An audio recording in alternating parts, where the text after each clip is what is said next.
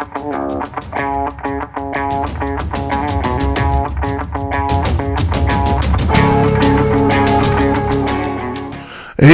what is up, everybody? Welcome to Dope and Dharma, and this is the Dharma Time Hour, and as always, I was about to introduce myself as the Dope Doctor. I am the Dharma guy, and he is the Dope Doctor. Together, we make up Dope and Dharma. Welcome. Yo. How's everybody? How are you doing today, man? I don't know. You just got a lot louder all of a sudden in my ear. I'm doing it's showtime, man, so I got to perform, right? You know, I got to turn it up a notch, I guess. I don't know. You don't like the... Rich is not liking my Strixon.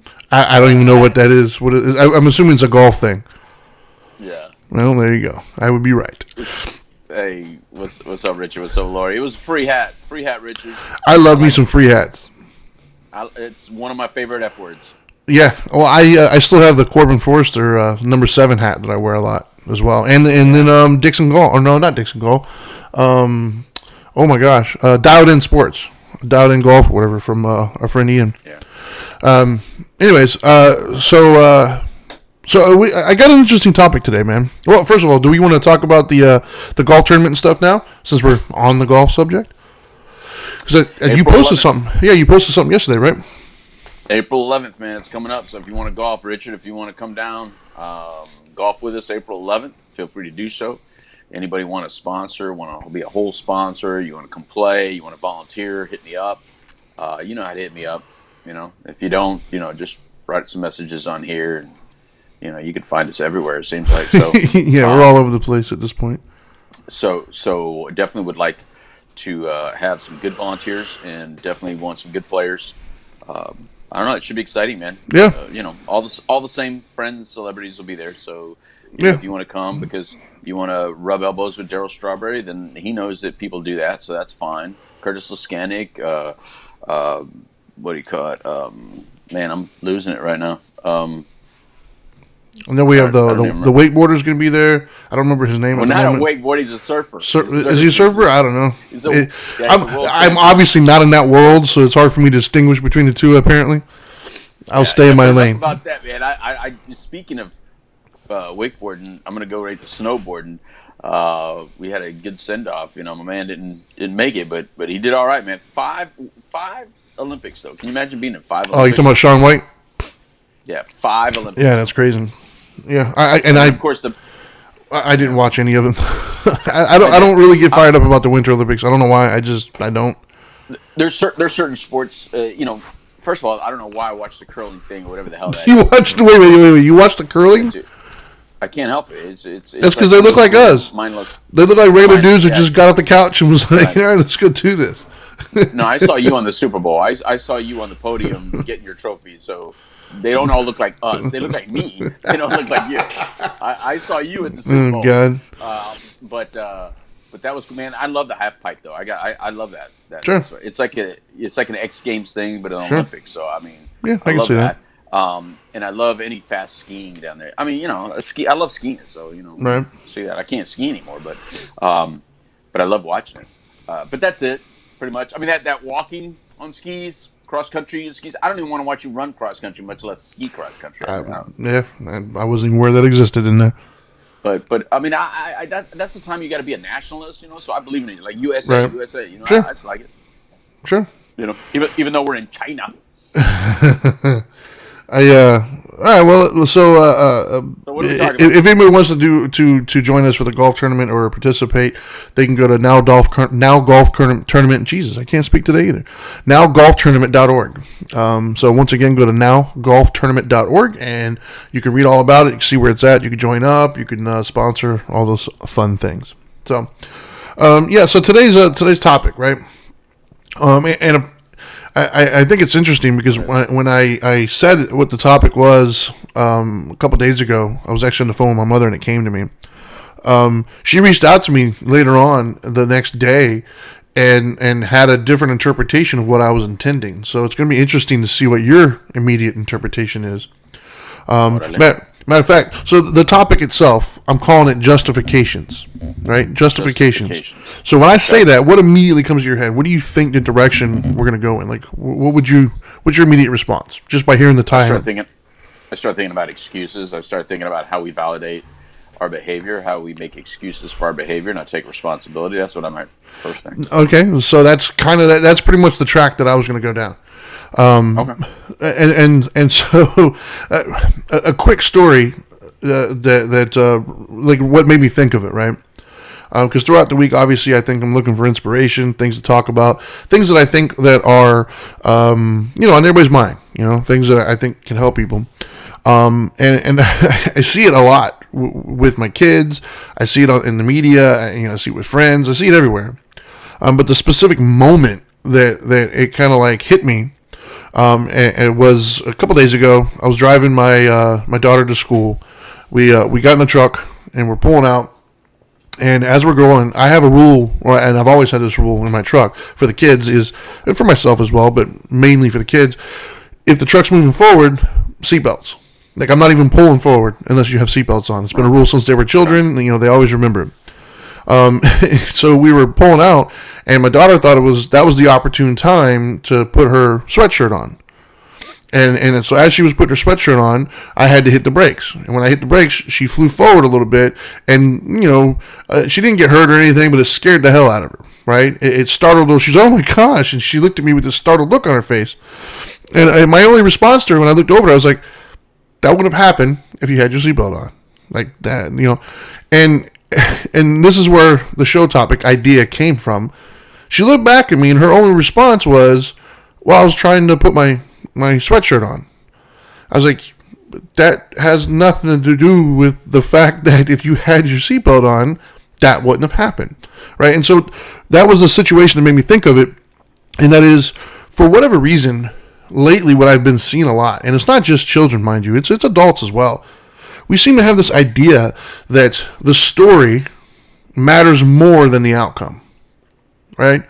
We have the story that we tell ourselves. We have this justification, if you will, or as you said at the top of the show, excuse, and why that might be valid in our mind.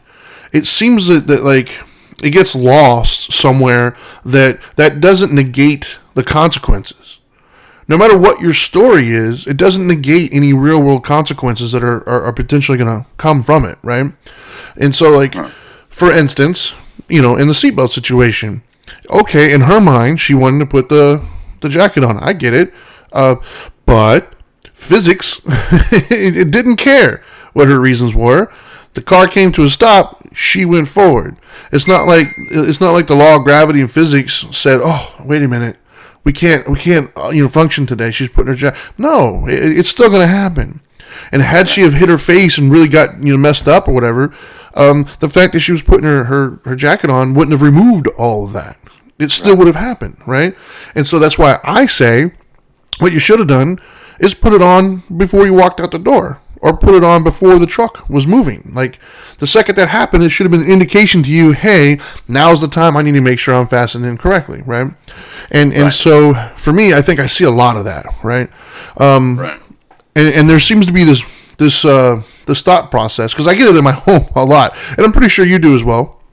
I get told sometimes by my wife even, or other people around, when a situation occurs, that my response is oftentimes, it's considered harsh, right? And the reason why it's called harsh, like for instance, in that situation, I said, hey, that wouldn't have happened had your seatbelt been on. And that's interpreted as a harsh response. And I don't feel that it's harsh. I feel I'm just bringing some fact or some awareness to the situation. I'm the messenger, if you will. I didn't create the circumstance. I just acknowledged, hey, the fact of the matter is, this wouldn't have happened had this happened prior to. But it's also a no shit statement, right? You would think so. Yeah, you would think so. And so, I don't know. I just see that a lot right now. I see a lot of people making decisions. And let me preface all this by saying it's okay, right? And what I mean by that is we make bad decisions. We've all done it. I've made bad decisions in my life. I know you've made them. We've all made them. If you're listening to this or watching this right now, you've made them too. And that's okay. We're not saying be perfect. I plan to make a few more today. Exactly. The difference, the only thing that I'm trying to get out there is acknowledge it, right? Be aware, hey, you know what? I could have made a better decision there. That's it. Don't try to justify, your decision making when it was clearly a bad decision. Own the bad decision, acknowledge that I made a bad decision, and sometimes you can correct it. Like sometimes you can correct the train of thought that got you there. Other times, maybe the train of thought really wasn't bad. You just called it wrong. That happens as well. That's one of the reasons why I have no regrets tattooed on me. And everybody says, "Oh, you don't regret anything." That doesn't mean everything went perfect in my life. That just means I can't regret the outcome because my decision making was sound. Meaning, the way I arrived at whatever decision I made, I weighed things out and I picked what I felt to be the logical right decision. That doesn't mean it always ended up the way I wanted it to, or ended up well. Sometimes it ended up horribly. But I can't regret that because I don't regret my decision-making process. But I can acknowledge, hey, that wasn't a good decision. That was pretty stupid. I didn't think that went through clearly. But we don't seem to have that these days. It seems like whenever something takes place, there's always a story. And we focus so much on the story that it seems to make the outcome not matter. And then we walk around with this idea that the world now needs to adapt to whatever story I'm telling, as opposed to me adapt to whatever consequence the world has given me. Does that make sense? Do you see that a lot? Do you see where I'm going with this? No, I hear what you're saying. I'm going to put it a little bit different way. Sure. Well, that's why we're dope in Dharma. Right. And because I think, as far as everybody's story, I think it's at least it's valid to that person. Right? Yeah, I mean, it matters to you. Sure. And they're not in a position at that moment. None of us are for a teaching moment. Right. That's not what we're asking for. It's like unsolicited advice when you give me a no shit statement, right? However, this is how we have to kind of view it. Where you're coming from is important, and it's important to you, and it's who you are, and all that. But the destination you end up at is usually where the discussion is happening. It's not where you're coming from. It's the destination you ended up at. So let's say you're coming from home, but then you broke into my home. Well, you can't go to the judge and then go, yeah, but I came from my home. Yeah, that's great that you came from your home. That's not what we're talking about today. We're talking about that you ended up in Louis' home. That's the conversation we're having right now. And I think that's, if we make it as simple as that, sure, it can make more sense. Because I don't care whether you walked to my house. I don't care if you drove to my house. I don't care if you drove a Lamborghini. I don't care if you used whatever you did to get to my house. The point is that we're not talking about your journey. We're not talking about your stops along the way. We're not talking about how comfortable your bed is. We're not talking about how many people live at your house. We're not even talking about how different your house is than my house. Right. We're only talking about the destination you ended up at. And let's talk about, hey, you don't belong here, or this is not a good decision. And so we have to find a way from the other side, though, to kind of at least let the person know, I hear you. I hear that you're talking about how rough it was to get here, and I hear how you're talking about where you come from. What do I need to do to help you understand, though, that none of that is relevant to your destination? What do I need to do? And so that's, I think the trick, the onus is going to be on us as the person listening, because we're all getting it, right? We're all hearing someone, spew out their reasons for their behavior, or the reasons for, offending you, or whatever it is. Well, then, all right. So let me explain. Let me listen to you. You're heard. I hear you. Okay. I think that's what at least that's my focus on how to get along better with people in the world is practice my listening, because I can't force them to understand my point of view. So I just have to listen to them, and hopefully in my active listening, we can just end that conversation, because it's typically not going to go anywhere. No, it's not. And I think from the teacher's perspective, right, the one who did the no shit statement, I agree with you that the onus on that person at that moment, depending on what your role is, right, whatever your role is in that moment, the onus is on you to understand that your message might not be received at that moment, right? However, the main focus of my thought process today was coming from the spiritual place, one of the things that drew me so much to the Buddhist philosophy was the onus was on us, right? The onus is on me. I can only change my relationship to suffering, regardless of who is around. It's my reaction, it's my perspective, and things of that nature. So, I'm speaking right now to the person who's on the receiving end of the no shit statement, right? And I'm trying to get them to understand is it's not the world's job to cater to you. Some might, what I mean? Some very well may, and some might not. But you can't base your learning or your ability to absorb new information based upon how they give it. Should they all give it in a nice place? Absolutely. Are they? No. And who ends, at the end of the day, who suffers the most from not learning that lesson? You. It's only going to help you, right? And so now this is a harsh statement, right? And I don't intend for it to be harsh, but it does come off harsh. When people are talking, well, you got to do this and you got to do that. No, I don't, right? Like, to the random everyday person, I don't have to, like, adjust the way I'm speaking to you. I'm not the one who made the mistake. I'm not the one who's trying to learn the lesson. My thought process, if I'm trying to be disconnected from that person, I'm not your husband. I'm not your therapist. I don't have to do all those things. Should I? Absolutely. But you got to understand that there's people in this world who that's not their role in your life, and they're not going to, like, adjust to that. They're moving on with their own day. Now, you could choose to not listen to anybody unless they speak the way you want them to speak. Good luck. Good luck. Hopefully that works for you. But more often than not, you're going to have to learn some lessons in life that aren't necessarily going to be delivered in the way that you would like for them to be delivered. And it's up to you whether you choose to listen to it or not. My mom taught me, I think Richard put it up there earlier, 2 wrongs don't make a right. And I try to teach my kids that as well, right? Like, I don't necessarily use those exact words, but too many times, like my little one, my 10-year-old will, like, do something completely overboard as a reaction to something his sister does. And when I get on to him about his reaction, because he took it to a level it didn't need to go to, his response is always, well, she did this. I was like, it doesn't matter what she did. At the end of the day, you are responsible for your behavior, and you took it to a level it didn't need to go. Yeah, she was wrong, but you were also wrong because, like, you lost your ability to maintain the moral high ground, right? The moment you dipped down and completely handled it, it negated anything that she did that was wrong, because now you're now responsible for your behavior, right? And it makes me think back to my mother when she was working in the jail system. Because we were talking about this, and I asked her, I was like, how many people did you talk to when you were working with inmates? How many of those inmates came to you and tried to justify their behavior based upon the area they lived in or the people that they were raised with? And she's like, every single one of them. I was like, exactly. Yep. Like, it doesn't matter, how bad your parents were. It doesn't matter how crappy of a area you grew up in. It doesn't matter the difficulties or the traumas that you faced in life. None of that justifies you carjacking somebody. Period.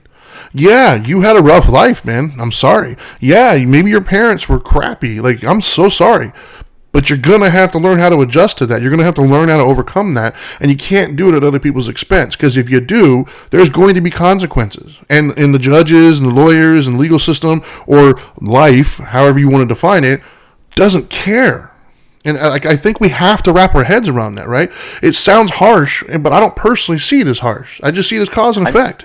Whatever there's an action, there's a reaction. Go ahead.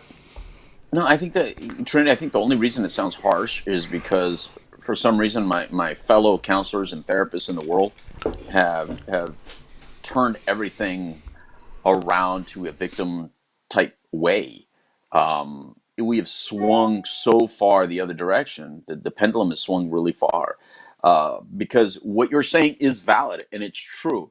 But again, the person's pain and their journey and where they come from is also valid. Yeah, I agree. You have to understand that's important. And I like what you said. That's important to you because that's how you can then work on what you need to work on so you don't end up in those same destinations. But as for the real victim, me, that you ended up in my house, right? That's your story means nothing to me.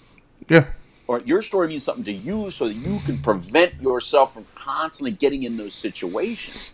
Again and again and again. Yeah. A real good example of that is we saw the doping thing here in the Olympics, right? There was a person that somehow got excused after serving some time for breaking the anti-doping, right? From another country. But it was a heart medication, right? But they broke the anti-doping, but it was a heart medication. And the only Right. reason I'm saying that is because I think that might have played a role in it.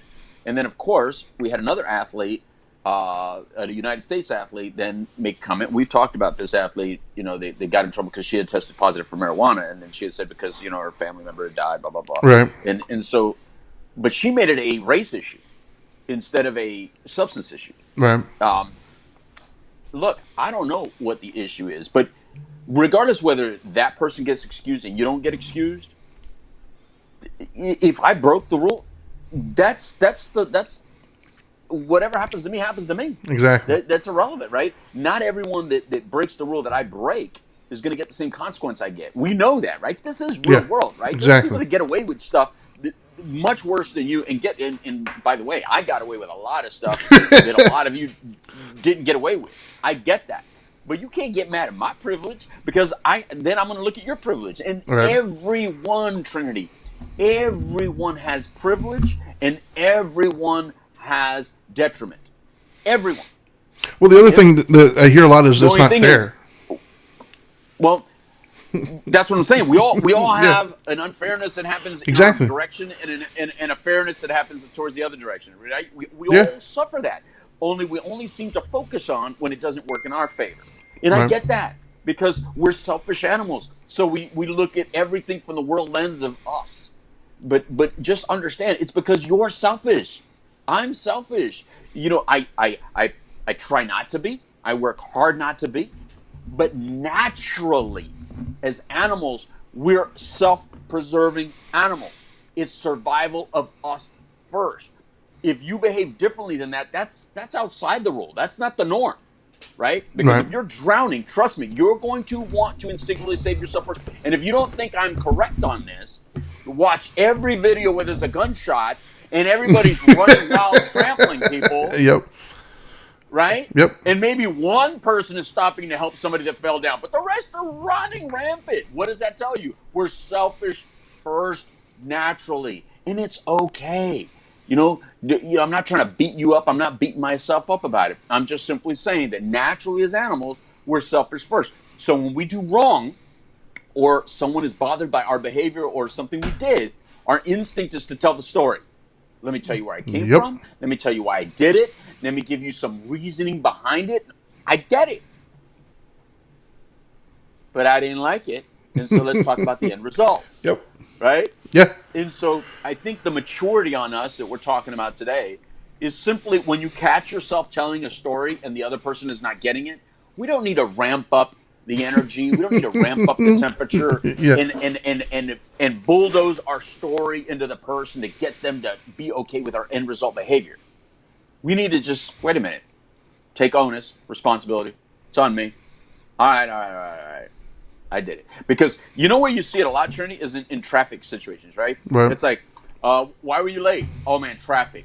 No, you weren't late because of traffic. 99% of the time, you're not late because of traffic. You're late because you timed it so that there has to be a perfect traffic scenario for you to get there on time. You know it and I know it. Yep. Yet everybody is okay with saying, oh, man, I'm late because of traffic. Yeah.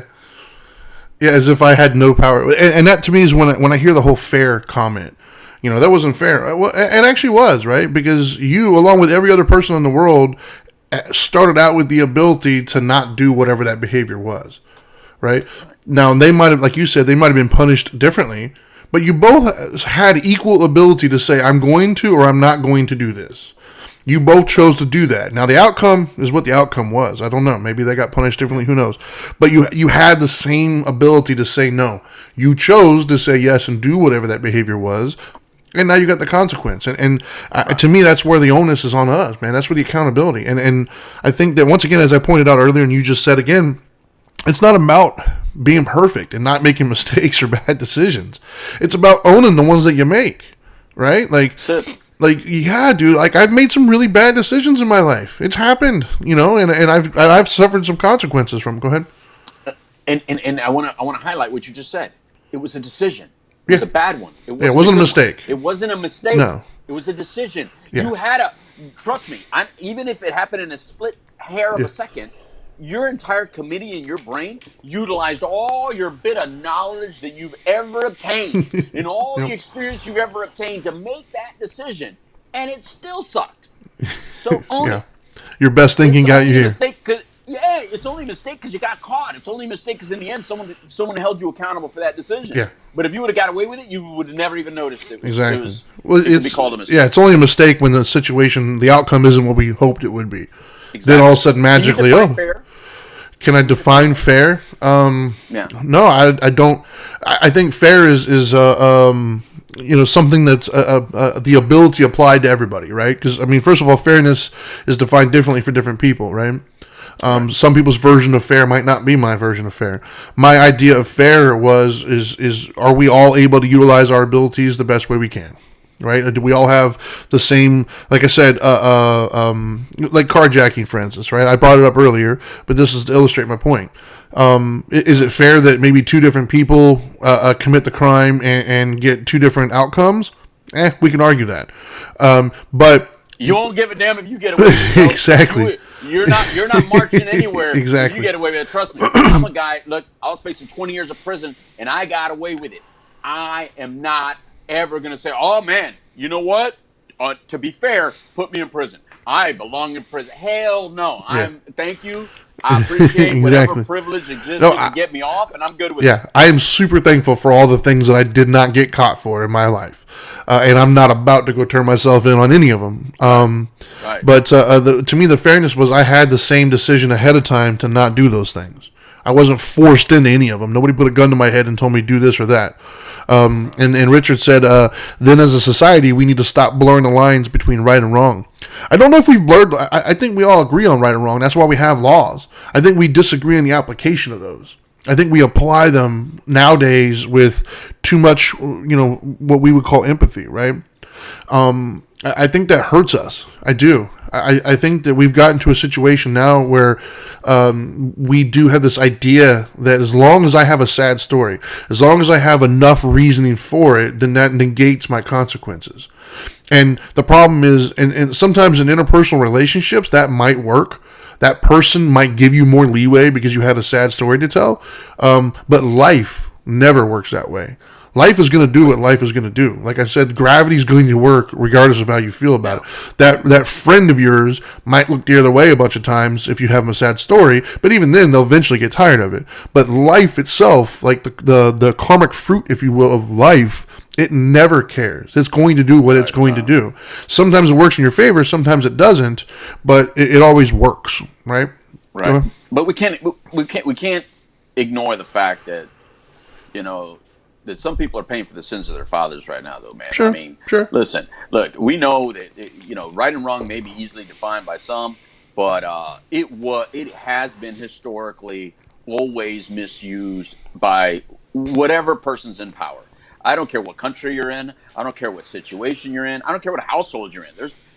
There's people out there that might talk about the government's misuse of power, yet in their own home they're misusing their power. They don't focus on how they're misusing their power and how they're abusing or misusing their power within their neighborhood or within their friend group, but they'll talk about the government's misuse of power. Listen, everyone needs to take responsibility to not misuse power. I don't truly fault the power sources for acting the way they are, because once you're in power, do you ever really want to let it go? Do you really want to let it go? No. Does any championship team go, you know what? We've won 3 championships in a row. I tell you what, let's be fair. I'm going to trade you some of my players and give you some of my players so you can be more competitive against me, and therefore I won't win any more championships. See, when we go to sports, Trinity, we get this. We understand it. Dog eat dog world, man. You want to beat me? Beat me. If I can get away with pulling your shirt, and if I can get away with fouling you and not getting called, I'm going to do so. We see it all the time. But then when we get called, we're like, and then we have to slow-mo it. We have to slow-mo it to show people this is what you did, right? Yeah. And that's finally, all right. We don't have slow-mo in life. No. We don't have it. So some of you are out there fouling people, and you know you're doing it, but you're denying it. You're yelling at like the refs out there, all the refs that exist out there. And you go, no, I didn't do it. I do it not. Or I caught the ball.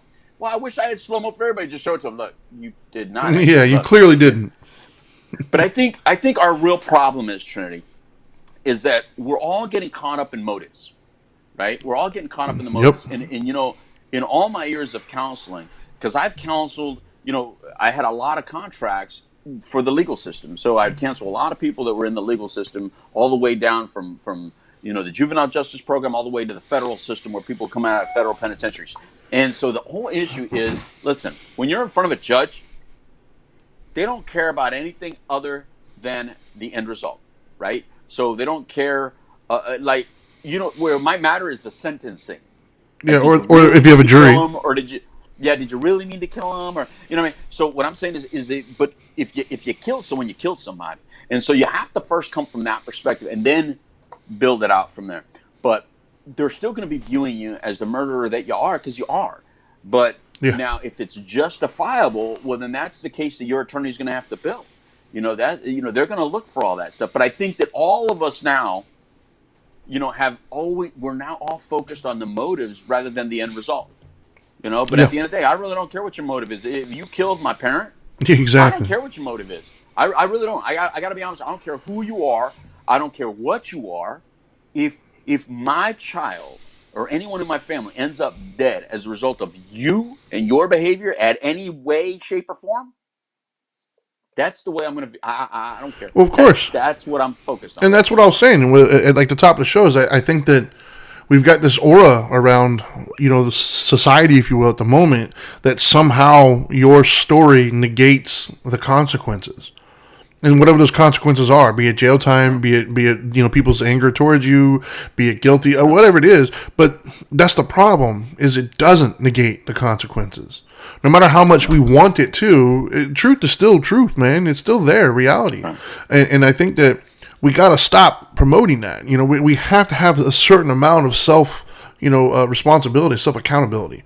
And once again, like, I'm not talking about doom and gloom, man, because that's the other thing I Yeah. see. I see sometimes, and you know it, when people get defensive and you call them out on something, instead of just Right. acknowledging, you know what, yeah, I probably gonna. No, then they take it to the other end. Oh, I'm just so wrong. I'm just no. We're not saying you're a failure because you admit to a mistake or you admit to a bad decision. You're not a failure. Just in that instance, you made a poor decision. That's Right. okay. It happens. What makes it Yeah. not okay is when you ignore it or you try to explain it away. Because, like he said, Right. whoever the victim was in that story doesn't care what your story is. All they care about is, you hurt me. And I Right. need you to validate that and acknowledge the fact that you hurt me. I don't care that you That's didn't it. intend to hurt me. Like, I have a wife. I've hurt her in the past many times because I'll just say something. I don't intend for it to hurt. I'm not thinking to myself, ooh, I can't wait to say this to her. Right. No, I'll just say something right off the cuff, not realizing it. And she'll respond, to hurt. And Right. maybe early on when I wasn't as skillful and we were still learning how to be married with one another, I would get frustrated. Like, what do you mean? I didn't do that. I didn't. But at the end of the day, it doesn't. I'm not saying she's not saying I meant to do that. She's just saying it hurt. And so I had to learn how to say, you know what? I'm sorry. That wasn't my intention. I'm sorry it came out that way. Maybe I need to, Yeah. re-explain it or whatever it is. And I wouldn't try to justify it. I would just say that wasn't my intent, and I'm sorry that's how it was interpreted. My bad. Like, I'll come up with something different, right? That's where the communication happens. But you can't just negate the fact that you hurt this person or you did whatever it was that was wrong because you see it differently in your head. Like, truth is 360. Go ahead. One of the things that I've learned, for those of you that don't know, I'm in a very long term relationship, right? We got married in 1995, right? So you do the math. I don't want to do the math. Right? It's 32 years, right? This year it'll be 32 years. Um, but is that what it is? 32 years? No. Sure. I don't even I know don't how know. many years we're married anymore. I don't even Anyway, know. forever. It's forever. But the point is that when we got, one of the things that I really love is that if Dana looks at me, and says something like I'm doing it to hurt her feelings or whatever, I admit it. I go, yeah, I'm throwing daggers at you right now. I'm shooting arrows at you right now. Is it working? It kind of changes the conversation. It eases the conversation because when you acknowledge that, yes, I am trying to hurt you right now. I'm saying this specific. I said that word specifically. Right. That would get you. Then you kind of know how mindless and how dumb the little argument is. Right. You notice that you're not even arguing. You notice that you're not arguing about what you're arguing about anymore. You're arguing stuff about 10 years ago and 20 years ago then. And it's like, why are we in this conversation again? I mean, you know that we were talking about like dinner menu, right? And now we're, you know, bringing up something from, 20 years ago. So we as humans, we do that. Like we're constantly doing that. We're constantly using the history, to somehow validate today's argument. And we do it in relationships. We do it in society. We're constantly using history to validate today's behavior. And you can't do that. If we're talking about today, we're talking about today. Now, I get that there's historical reference. And I get that we have all somehow been wronged and we've all been put in situations. However, a lot of times the person we're yelling at to is not the person. No, they're not the one that did it. No. Right? I mean, how many husbands and wives out there, or how many boyfriends and girlfriends out there are dealing with someone else's crap that they did to that person? All of them. I mean, you're not the one that cheated on them, but you got to deal with the cheater that hurt her. Or you got to deal with the cheater that hurt him in the past. Constantly. Yep. It's like, so this is something that everybody should be able to understand and relate to. Yeah, I think, like I said, we got to stop this idea, man, that I'm completely not liable for anything that I say or do because I have a story or it makes sense in my head. I think that it creates so much resentment and so much disdain for the people around you, man. And not only that, but to be honest with you, it's really liberating. Now walk with me for a minute, man. It's really liberating when you can say, you know what? Yeah, I made a bad decision. Right? Like, because there's times, and I have people in my life that I talk to that I respect. And I'm positive there's times where you and I've been talking, and you'll say, "Oh, you shouldn't have done that." I was like, "Oh, I know, I did it on purpose." Like, I will purposely know I'm making a bad decision right now because I'm letting my emotions, I'm letting my anger, my fear, my resentment, whatever it is, it's in the driver's seat right now, and I know it, and I'm allowing it to happen. I am purposely being unskillful at the moment, right? Right. But there's a certain amount of liberation that comes from knowing that and admitting that, right? Like, I'm not going to try to sit here and tell you I'm right. I know I'm wrong. And then what that does is it makes me more self-aware, number one. Number two, it makes it a hell of a lot easier to apologize later on, right? When I can go to my wife and be like, you know what? I was mad. I said some things I probably shouldn't have said, and I apologize for that. It makes it so much easier when I can admit that, you know what? That was a bad idea. So it's contrary, right? We think that it makes us less than, or we think that it's like a sign of weakness to admit you're wrong. No, it's actually, it's not only a sign of strength, it's liberating because like you could just be like, you know what? Yeah, I messed that one up and I'm sorry. Yeah. I was trying to tiptoe around that one. No, I got one for you. Okay? Because we are all historically wrong a lot, right? I mean, all of us have been wrong a lot. Think about it. Think about the history of wrongness that you have. How many? I mean, for those of you that have dated 1,000 people, that's 1,000 wrongs you did. Like you weren't right like 1,000 times, right? But now I got one for you. So and you will use this in your next marital relationship argument. I don't know what you're talking about. We don't have any. Right.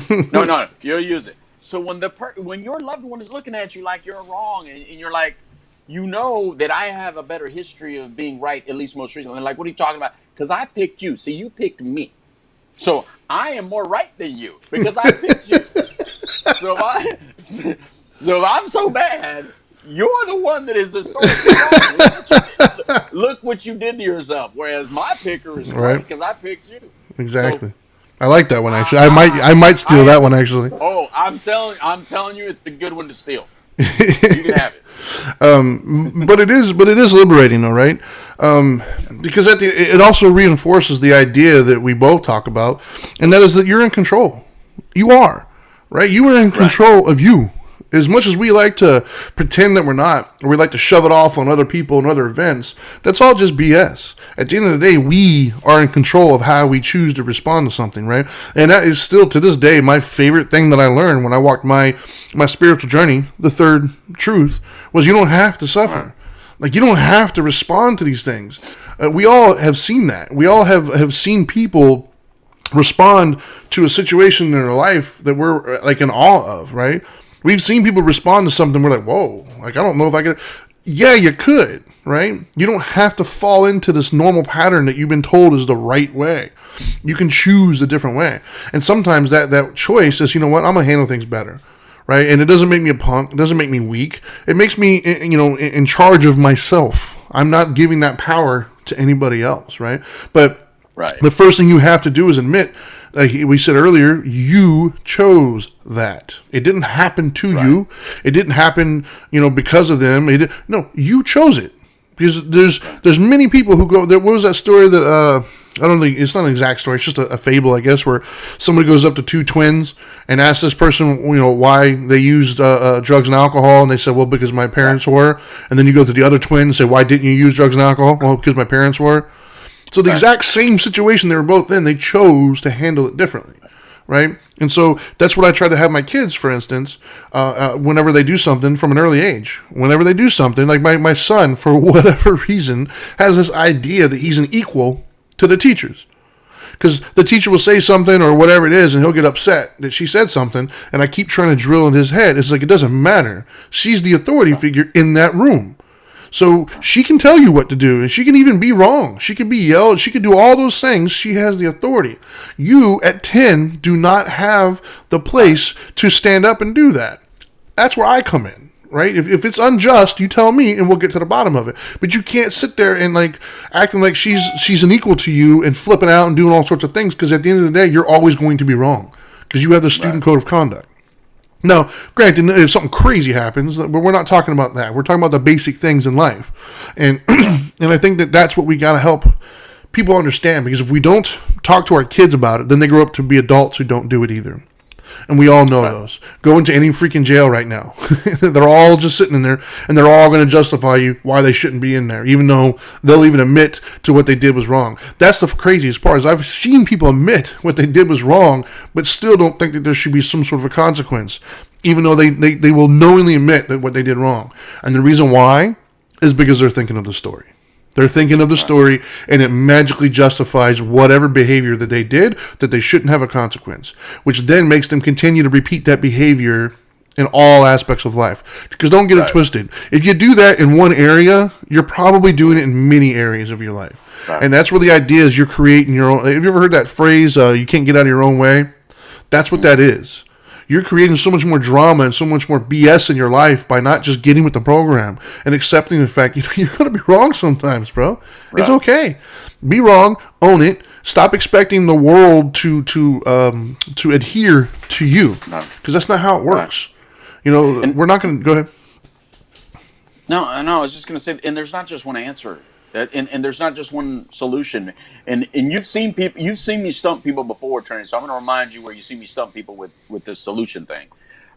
Somebody comes to us, and, when we're talking about some of these problems, and they'll be like, well, I just think, if we could hit, if our parents could punish us and they could hit us again, and I'll be like, yeah, because nobody in prison ever got hit by their parents. Yep. That's all I have to say. When people start thinking that all the bad behavior out there is because people aren't getting spanked, I go, yeah, because nobody in prison ever got spanked. They all they stop there for a second. Well, they have to. Or when they start saying, "Oh no, I didn't do this because my mom wouldn't let me because if I would have got high, if I would have drank, then my parents would have," and I'd be like, "Yeah," because you're thinking, really? No, it's your decision that you made. Yep. Look, if you don't have that issue, it's because you made a decision, or you don't have that genetic predisposition, or there's other factors that exist. So we love to go like this and think we know why we're steering in the right direction on certain points, right? Because with all of our failures, we also have a lot of successes. So sometimes the same way we don't seem to understand truly how we got into our failures, guess what? You may not truly understand how you got your successes either. You might be giving credit to the wrong item. Yeah. All of the things are relevant. Everything is irrelevant. And we see it a lot. Like marijuana is a good one to discuss when we talk about this. Oh boy. Because we just want to ignore that ever has any reasoning to do with any negative behavior, right? So you could be with the law, you could be failing, you could be, but it's not pot, right? So I'm using pot because that can give you an understanding, at least, because we've all heard it, right? Now I get it. There are individuals that smoke pot that don't have those consequences. Get it, but that may not be you. There are individuals that come from broken homes. and they don't behave like you do, but you might. So we have to understand that all these things might make sense to you, and you use them as reasoning. But not everybody from a broken home, not everybody that smokes pot, not everybody that is raised by a grandparent instead of their parents. Both parents are in prison. That doesn't mean anything other than it's a factor. But there's a lot of factors, including this factor. You had the ability to listen to this program, sit back and reflect, or you had the ability to listen and watch this program and justify still and say these guys don't know what the hell they're talking about. It makes Yeah. sense to them, but look at Yeah. them and look where they're at. It's easy for them to talk about, but you know what? You don't know where I've come from. You don't know where I've been. You don't know what I've experienced. No, I don't. But you don't know what I've been. You don't know what I've experienced. You don't know what I've felt. Yep. And so that is. But I don't want to know your whole story unless we're actually going to become friends and I actually ask you the question. Yeah. Until then, I just don't want you robbing my house. I just don't want you Exactly. raping my daughters. I just don't want you coming up and just punching me for no freaking reason. You stay over there Yep. and I'll stay over here. If we interact, we interact. But you know what? I have the same rules as you do because here's what you don't get. That I might come into your house. I might come rob you. And I might have my own story of why I did what I did. And let me tell you something. When you're on the victim side of it, you don't give a damn No. either. So when you're on the person that did it side, just understand that you are not the victim here. And I think victimness or victimhood is learned victimness that we're teaching everybody. Yeah. I think it's part of the problem we talk about. You're saying justification and Yep. validation and all these things. I think if I look to how am I the victim in my own situation, of course I can find stuff. There's Of course, things we that all happen can. to me that I know are significant. Those are factors, but there are no singular factors that drive the bus. None. There are Nope. no, and the proof of that is there's somebody out here in this world with that factor that you just mentioned, and they're not in your same exact situation, Exactly. which proves multiple factors matter. So what our job to do as humans is to continue to stack the decks in our favor. Don't continue to stack the deck against your favor. Stack the deck in your favor. You try to hang out with people that are moving in a certain direction, like salmon fish, right? Because if you get in a whole cluster of people moving in a positive direction, you just may make it upstream, and it is upstream. I get it. The water's going against you. It's pushing you down. It's not. You're just not intended to be swimming upstream. No fish is intended to swim upstream. Yet salmon do it. Yeah. Even though there's a bear up there saying, "Thank you very much for doing Bring it, baby. After all that hard work, I'm going Right. to eat you." So you may not even make it. Even if you beat all the odds, you still may not make it. However, you still do it. Running a pack of those going against the stream. Don't go with the stream. Run against it. And so many of us are just like moo animals, man. We're just moo cows. We're just Exactly. getting that Yep. herd of negativity. Yeah, we just get in the herd of negativity, and because this one, validates our behavior, and this one agrees with what I just did, even though I keep on landing in negative situations, I'll just, yep, see, that's the way it is. That's the way it is. We're victims. Okay, we'll let you sit in that pasture right there and Exactly. go nowhere. All right, so we have some comments that have been piling up, so let me get through those pretty quickly. Richard said early on, he said, so does your carjacker deserve more grace for a rough upbringing than someone that doesn't? No, I think we've established that one. But let me say something to that. Here's where it matters. It doesn't matter to the initial consequence. The initial consequence is the initial consequence. But what it will do is once I am resolved of that initial emotion that I got from you carjacking me, it may permit me to forgive you sooner. Yeah. So it'll matter later. But don't tell it to me right when you jacked me. Because I No. don't give a shit then. Yeah. Give me some time and then it may matter. And then Marissa said that's how some people justified it when seeing the looting and the violence, which I agree. That was the way they justified obvious criminal behavior back with the riots and stuff like that. Well, they're angry and they're upset. Well, sure, and you have every right to feel whatever emotion you want to feel, but that right stops at the moment you start vandalizing things that aren't yours and breaking laws. Next one, Every Marissa. time I got suspended from my elementary school, by the way, Peebles Elementary of McLean, Texas, which is East Texas, Oh, God. I would go. God, my mom's gonna get mad. I would go to the school and I would take my BB gun and I would shoot holes in their window, and I felt justified for shooting Sure. holes in their windows. Yeah. And, How until dare they hold you I finally accountable? until I was finally made to go to a Catholic school. I lasted 6 weeks there. I busted their window with a rock. So every time I would vandalize the school, I felt justified because the teachers, Exactly. the principals, and Of all the course. school staff were so mean to me. If they would just let you carry on, they'd be That's why fine. they did it. Next one, Damn teacher. Marissa said, I think if people actually acknowledged what's really going on with them, the people around them would be there and try to help if possible. But lashing out and using them as a bumper creates a disconnect. Yeah, I mean, it's hard to be mad at somebody whose story you know. I mean, and that to me is where the story matters, right? If I'm trying to evoke empathy and I'm trying to build a connection, that's where my story matters, right? My story does not matter when it comes to being held accountable and the consequences of my behavior. And I think that's where we got to understand the difference here, man. Right. Next one is Richard said, I don't know what JMO means. He said, JMO, but you are talking around the problem. I believe everything that you are talking about comes down to a moral standard of accountability that we don't teach or live by anymore. Yeah, I would agree. I think that's kind of what we're talking about, man, is we're great at accountability when it comes to like whoever hurt us. But we're horrible at accountability when it comes to people we like and ourselves, right? And I do want to add, we don't need another Spanish Inquisition. I mean, we tried that. That didn't No, really work. So, no, that's a bad idea. So we don't want that.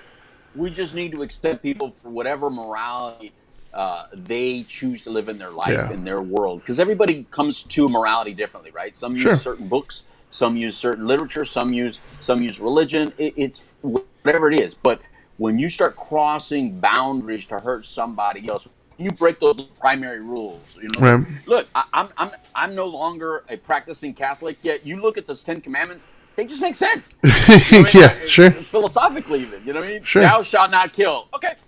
Yeah, I think that's a pretty standard thing there. Thou shalt not covet thy neighbor's wife. That's probably a good decision. Yeah, I'd agree with that one. And what was the last one he was saying? Accountability. You know, one of my favorite like phrases or sayings back in the day was, "We're typically, a judge for everybody else, but a lawyer for ourselves." Right. So when somebody else does something, we're immediately ready to judge, good, bad, whatever. But when it comes to ourselves, now so we put our lawyer hat on. We will see what happened was I did this. And I think we got to kind of get out of that one. Lori said, "Amen, brother." And then Gabriella said, "Man, this is so much truth. I believe all this and also have been guilty of this. We all have. But what a great topic to bring to light, especially in raising these kids. Couldn't agree more." Marissa, let me know what JMO means. It's just my opinion. Thank you for that. And then Richard said, "Forgive him, he's old." We're the same age, brother. By the way, Trinity, I didn't know what it was either. I'd never seen it. But no, I think that's accountability is what it is, man. I think that's, gosh, man, we're so lenient on accountability, and we got to stop looking at accountability as a bad thing. We got to stop looking at it as harsh, because it's not, man. Go ahead. But we're not with our kids. We're not with our kids typically. You know what I mean? So you mothers out there and you fathers out there, just understand. You know, like when they're violating your space, how accepting are you of that behavior? Because I've seen some of you just completely destroy your children. Right? I've seen you in the supermarket. I've seen you in the stores. I've seen you somewhere. So if you're not going to accept it from them, then what about you? What about you? What do you think? Because I'm grown? Because you're grown? No, man. You're still a child. We're all children. I don't care. Look, first of all, the older I get, the more childlike I am.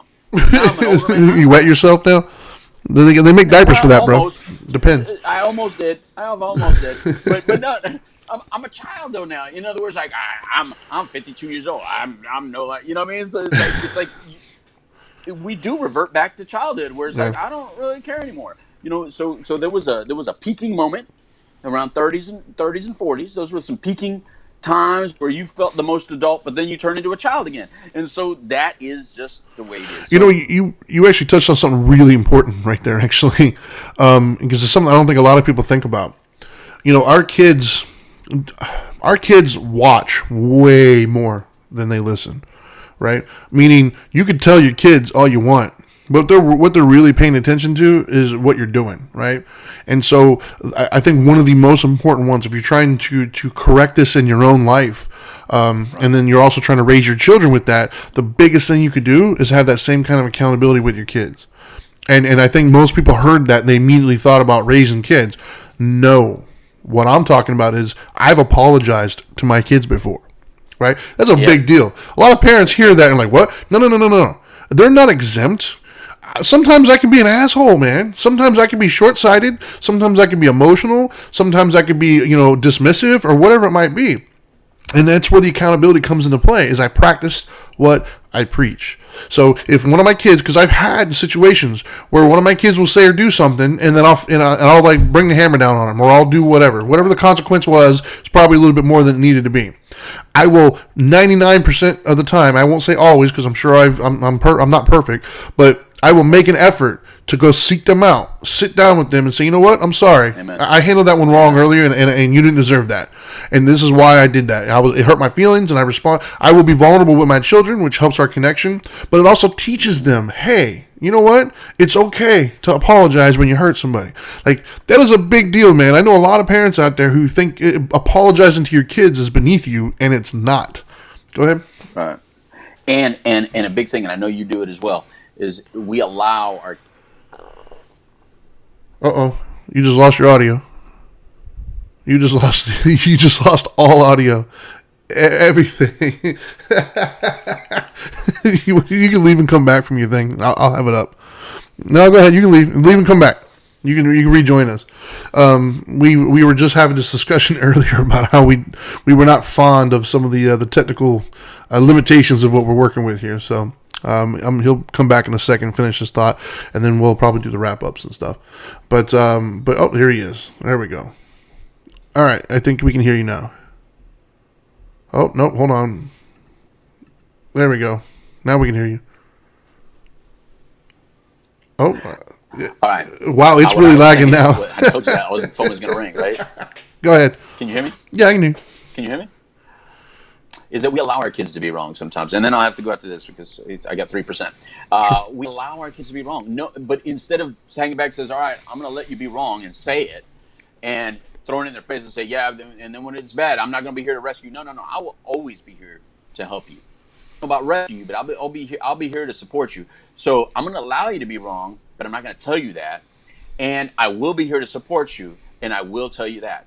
That is the key. The key is to how you allow someone around you to be wrong without you having to say, "I told you so," without you having to be on top of them, yet say it in a way that is still supportive. I think that's also a key. If we're going to help people kind of take more responsibility on how to behave and take ownership, then as a supporting cast, you got to be a little bit more patient on letting somebody get through that process. You know what I mean? And sometimes that means you can't say "I told you so" in a way that's hurtful and demeaning, because then they're never going to come to you. And you just got to be able to help them pick themselves back up, because we all get scraped. We all have cuts and bruises. None of us are perfect in that. And with that, Trinity, yeah, I'm at 3%. So that was your wrap up. Wrapping up because. Yeah. That's it. That was it. I'll do my wrap up. Well, first and foremost, thanks everybody for tuning in. As always, if you want to follow us on social media, he is at the Dope Doctor. I am at the Dharma Guy, which we're actually both on TikTok now. So we both threw in the towel and we joined. You can also check out. Wait.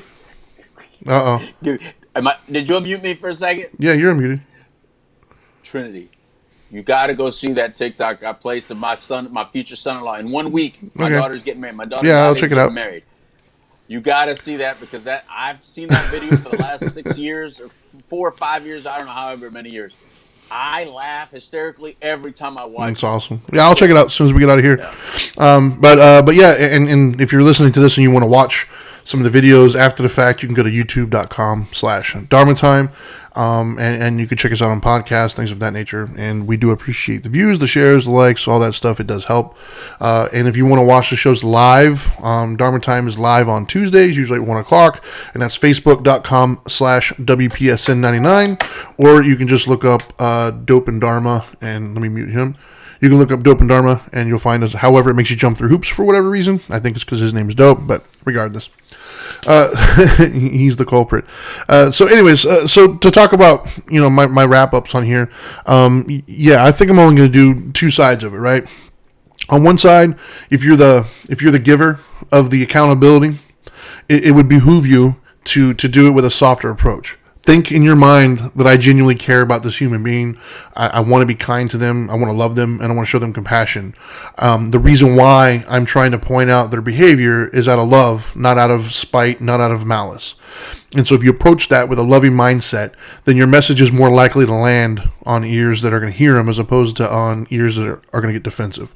So the onus is on you to get out of your own ego and be able to help somebody, with an open hand as opposed to a closed fist. But on the flip side of that, if you're the person who needs the accountability, understand that we make decisions every day and choices every single day, and sometimes those choices are going to work out and sometimes they're not. Understand that when they don't work out, it's okay. But what's not okay is to ignore that and act like it doesn't matter. The consequences do matter. Yes, your story matters to those who it matters to, but you got to understand the world at large doesn't care about your story. They're looking at the outcome. That's what's important to them. And if the outcome is something that's going to hurt others, your story does not negate the consequence for that. So try to be teachable. Try to be into a moment in your head where you're willing to accept the loving statements from those around you and realize I can do better. Because at the end of the day, we can all do better. Right? And that's what I say at the end of the show, which, speaking of which, we're there. So now that you know better, do better. Peace.